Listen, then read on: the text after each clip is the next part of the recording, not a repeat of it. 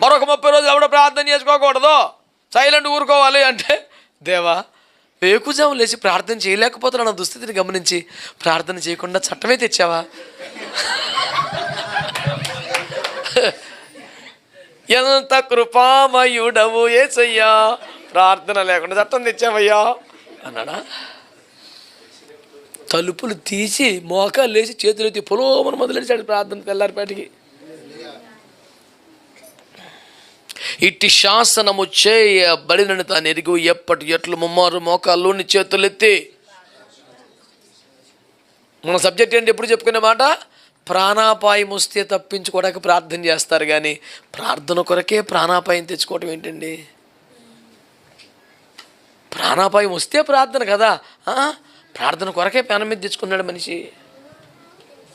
పరిశుద్ధుల తాత్పర్యం అలా ఉంటుంది, పరిశుద్ధుల విధానం అలా ఉంటుంది, పరిశుద్ధుల ప్రయారిటీస్ అలా ఉంటాయి. దేవునికి